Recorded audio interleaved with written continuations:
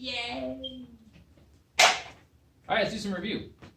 We're going to go through number system and just hit the highlights of some of the stuff that we learned way back when. We'll go over there and we'll do some exponents. Okay, let's talk about it. Rational number. A rational number is any number that can be written as a... Oh, come on, you got to say it louder than that. Anybody? Fraction. Fraction! That's right. Scream it, write it real big. Put an exclamation point so you know you're serious. Fraction, okay. So in our world of fractions, they all have decimal expansions. Actually, both of these do. And this is our universe of real numbers. So over here we have our rational numbers, anything that can be written as a fraction. There's an example. And then, of course, there's levels to that. And irrational is anything that cannot be written as a fraction, but still real. So it's still a number that you can, work with, but you have to approximate in order to do so. Like pi or radical something. That's an 11, by the way. Okay, so we have examples of crazy and sane numbers. Let's move over here. First of all, categorize it. It's rational because it repeats. But since it repeats, that means it can be put in fraction form. The 5-step process is the name I give to that. So let's go through that real quick. The 5 steps that get you from here to a fraction. Number 1, set it equal to n. Number 2, multiply by the last place of repetition. So we're in the hundreds place. Multiply both sides by 100. Moves the decimal 2 to the right, but there's still the 1/5s. You know, I like to write the 1/5s like that. Step 3, we're going to subtract the value of n unless only one of the digits repeats, then you have to subtract like 10n, remember that.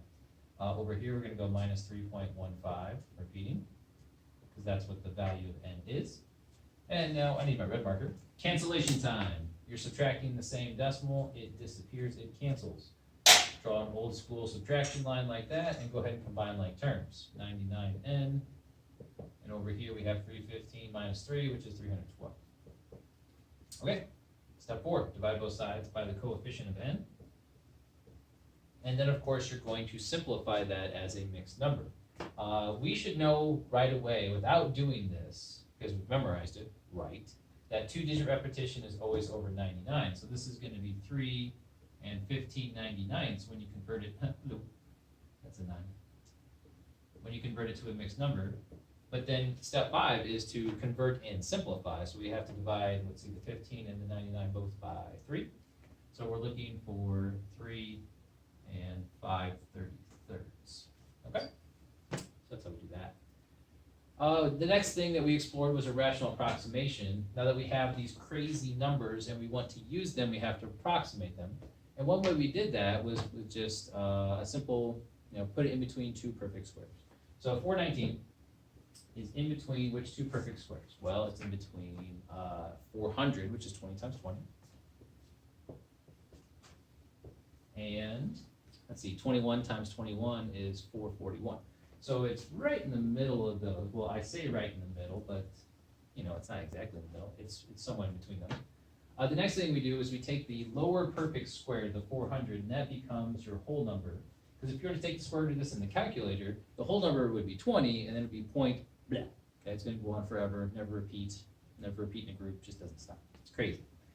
But what we're going to do is we're going to approximate it to about, this fraction would be like 2 decimal places of approximation, like right on. Okay, 20 and, now how far did we travel past the 20? Okay, well we went 19 units. So the 419 would be somewhere in here. Okay, we went 19 units past the 400, and then out of the total that we could have traveled, which is the distance between the perfect square. 400 minus 441, that's easy math, that's 41. So the rational approximation for this crazy number is 20 and 19/41. Okay. And then the last thing that we did in the units, well, I don't know if it's exactly the last thing, but it's one of the last things, is we approximated these guys on a number line. Again, approximate, because you can't actually place this number on this number line. You can get close, but there's always one more decimal, so it kind of keeps shifting. The more you zoom in, the more the number moves. So it's always like kind of just moving to the right. Okay? All right, so where would you place it? Let's just start with left side of half or right side of half. Okay, 19/41. 19 is less than half of 41, so we're definitely on this side of the halfway mark, okay? Now, closer to half or closer to the 20, well, I'd say closer to half, okay? This is okay where you can go ahead and divide this, look at the decimal, and then that helps to make like your determination.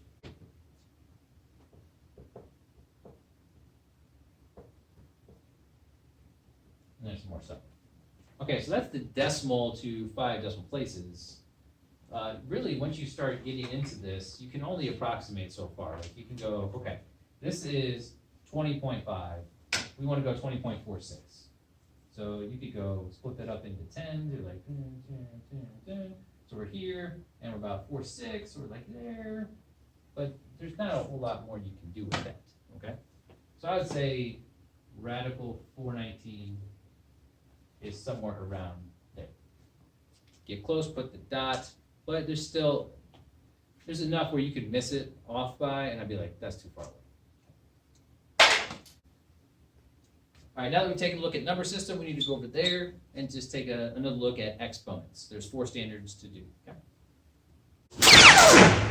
Dude, that's tomorrow. Oh, sorry. Want to try that again? How did you get the couch again? Man, I've had the couch since like last Wednesday. It's just gonna keep happening. Okay? Just get used to it. When we do the Star Wars with the lightsaber, go like this. Go like this. Here? Oh, you hear that? Nothing but Star Wars. Hey! What are you doing? Lightsaber! Hold on!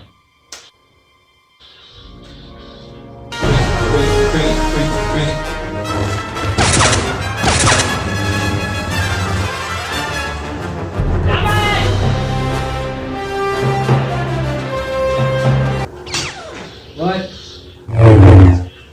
I don't even want the couch anymore. I don't even want it anymore. Yeah. Let's go take it to the curb. Alright. Alright, well that's fun. Okay, let's do exponents. Here we go.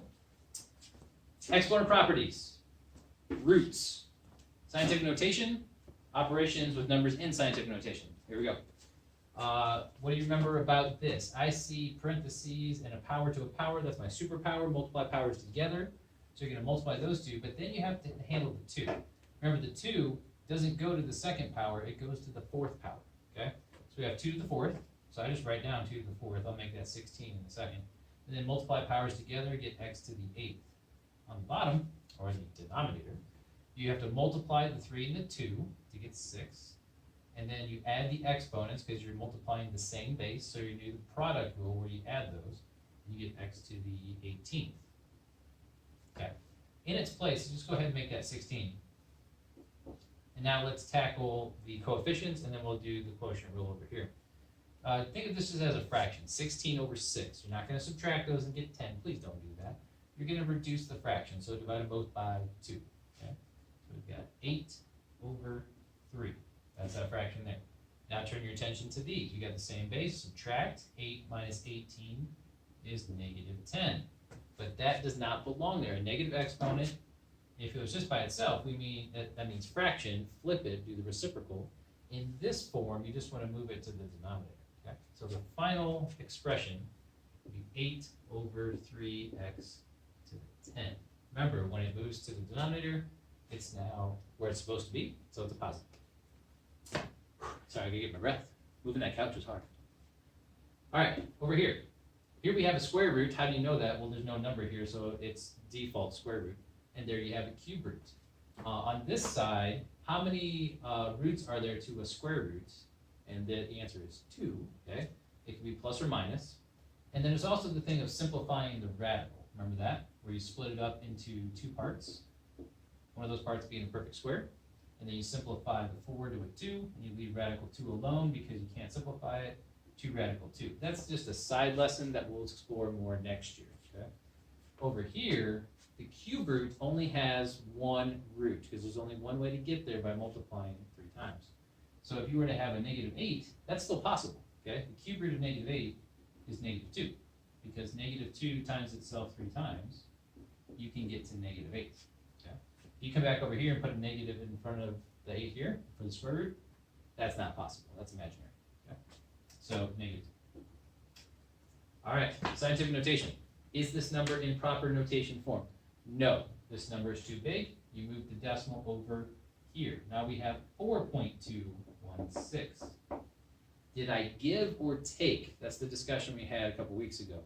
I actually had to take power from this. It was 42, and I zapped some power. Now it's 4.2. But you can't lose that value. So the power that I took, I'm going to give over here. I'm just going to add that 1 because I moved it one place. So this is now times 10 to the negative 379th power. Negative 380 plus 1. All right, last example for today. Multiplying numbers in scientific notation. Now I do it. Yeah, use a calculator. Okay, sure. Or you can just do 6 times 4, that is 24. And then you can use the product rule, which is something we did back here. When we multiplied these two bases, we added the exponents. Here you multiply the base of 10 times the base of 10, so add the exponents and get 10 to the negative 4, 4 minus 8. And then we come back over here. Is this number in proper notation form?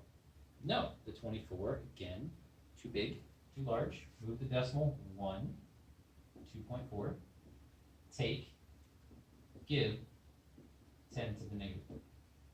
Okay. All right, so that is a brief overview of all the stuff that we looked at in those two areas of number system and exponents, but it doesn't cover all of it. But hopefully this should help you with your little assessment that I've given you today.